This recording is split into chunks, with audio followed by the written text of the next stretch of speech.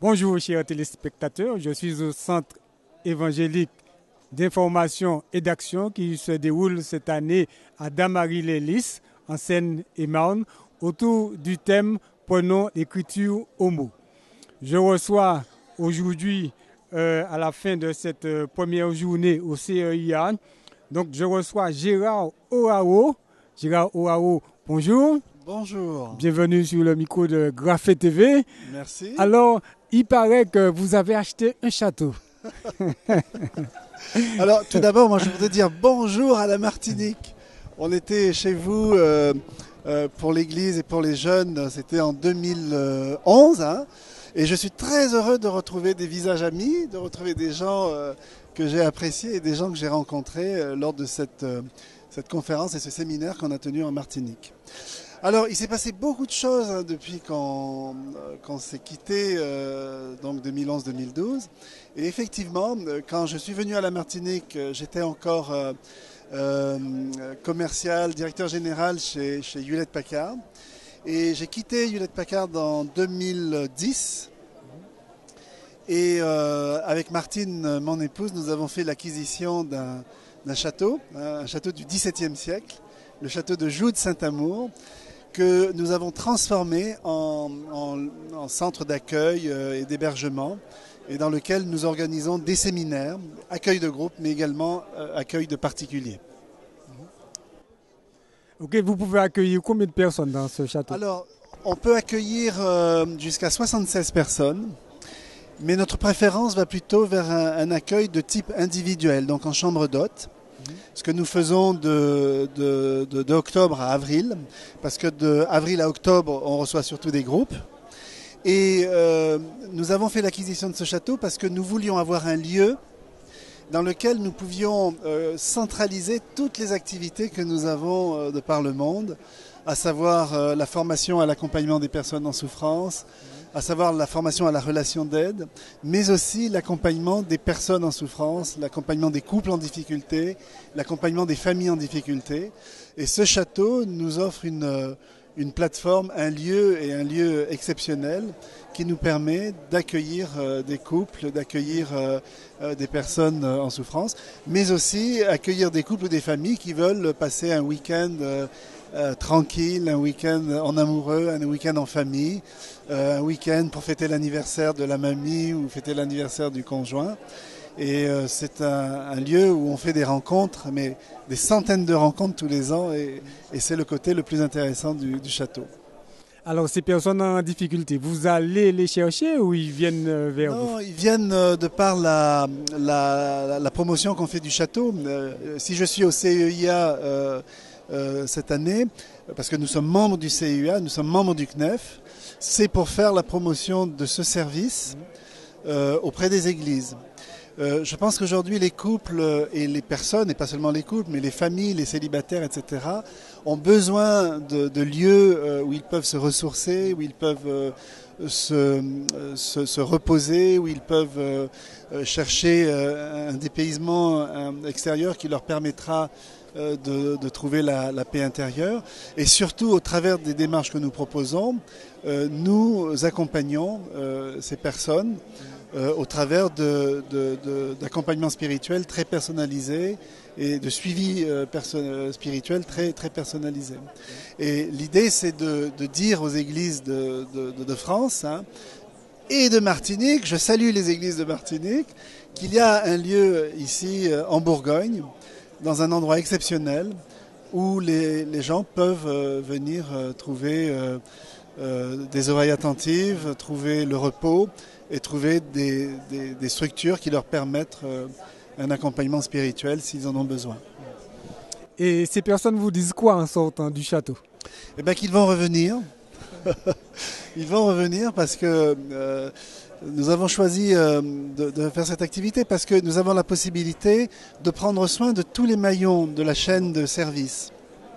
Que ce soit au niveau de l'hébergement, de la restauration, mais surtout du suivi personnalisé. L'idée, c'est de mettre en place une chaîne de services qui permettent vraiment aux gens de trouver dans ce lieu la sérénité nécessaire pour pouvoir sortir parfois d'impasses difficiles. Et quand les gens sont reçus, ils nous disent qu'ils reviendront parce qu'ils ont apprécié le temps qu'ils ont passé avec nous et chez nous. Et vous êtes un effectif de combien pour gérer tout ce travail? Pendant la très haute saison, nous sommes entre 8 et 10. Et pendant la basse saison, nous sommes entre 3 et 5. Ok, donc il y a le château, mais mis à part du château, qu'est-ce que vous faites encore? Qu'est-ce que vous présentez encore? Qu'est-ce que nous faisons? Toute notre activité aujourd'hui est une activité de formation à l'accompagnement des personnes en souffrance. Et sur ce thème, nous avons développé toute une pédagogie.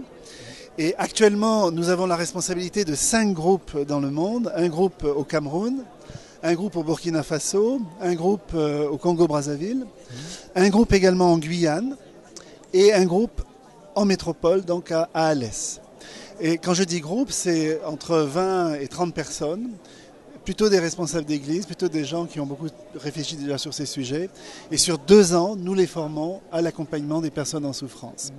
Et nous venons de réaliser avec Martine, enfin c'est Martine qui a réalisé cette traduction, la traduction d'un livre de Peter Scazzero. Alors Peter Scazzero est un pasteur américain qui travaille dans le Queens à New York et qui a développé aux États-Unis toute une réflexion, toute une pédagogie qui est en train de venir en France. En tout cas, nous la soutenons et nous la supportons intégralement. L'idée selon laquelle, dans nos églises, nous avons développé la maturité spirituelle des gens, ou en tout cas nous faisons tout pour développer la foi des gens, et on constate que la maturité spirituelle des gens ne se traduit pas par de la maturité émotionnelle et relationnelle. C'est-à-dire qu'on a des gens qui sont bien formés sur le plan de la foi, qui connaissent les réalités essentielles de la foi évangélique, mais qui ne traduisent pas cette réalité spirituelle, cette maturité spirituelle, dans la maturité émotionnelle et relationnelle. Et tout le but de ce livre-là que nous venons de traduire est d'essayer de travailler et de développer une pédagogie qui va permettre aux gens de réintégrer toutes ces maturités. Réintégrer toutes ces maturités parce qu'on ne peut pas parler de maturité spirituelle sans en même temps parler de maturité émotionnelle et relationnelle. Et l'idée est véritablement de conduire les gens dans une démarche qui va leur permettre de réintégrer ces maturités. Et le livre que nous avons traduit, Rendez-vous quotidien, avec en sous-titre « Être présent à Dieu au fil des jours », est un cheminement spirituel qu'on propose aux gens sur 8 semaines, 8 x 5, donc 40 jours, à raison de 2 rendez-vous quotidiens avec Dieu. Et dans ces rendez-vous quotidiens, il s'agit moins d'être là pour parler à Dieu que d'être là pour être présent à Dieu.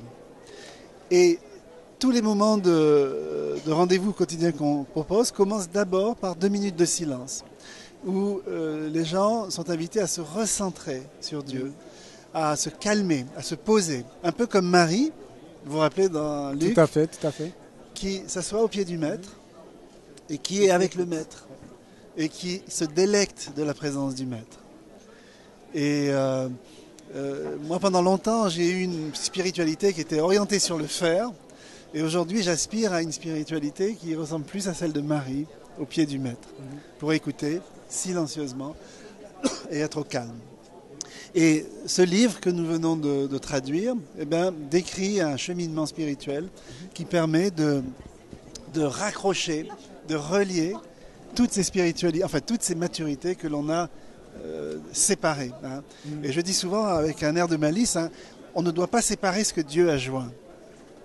Dieu a joint la maturité spirituelle à la maturité relationnelle et émotionnelle. Et aujourd'hui, on développe juste, dans nos églises, il me semble, la maturité spirituelle, quand on le fait. Et cette maturité spirituelle a peu d'impact sur la maturité relationnelle et émotionnelle des gens. Et ça devrait nous inquiéter dans l'église. Et ce qui fait que depuis 40 ans, moi, je parcours le monde pour aider des couples en grande difficulté et qui n'ont jamais fait cette connexion entre les maturités. Et toute notre démarche aujourd'hui au sein du château de Joude, mais également de Mission Vie et Famille, qui est la mission que vous aviez invitée il il y a quelques années pour venir faire des séminaires. Tout notre travail aujourd'hui est de travailler ces sujets en rapport avec la maturité spirituelle. Ok, bien, merci Gérard Oao. Nous souhaitons longue vie à ce château et puis du beau travail, surtout au niveau des familles. Je suis toujours volontaire avec Martine pour venir en Martinique. Ben, il n'y a pas de souci, on va y penser. En tout cas, merci encore. Nous remercions nos téléspectateurs. Merci d'avoir accepté d'être venu dans notre mini plateau au CEIA. C'est avec vous que nous terminons cette première journée. Donc, nous vous remercions infiniment et nous disons à nos téléspectateurs à bientôt pour une nouvelle édition au CEIA. Merci beaucoup. Au revoir.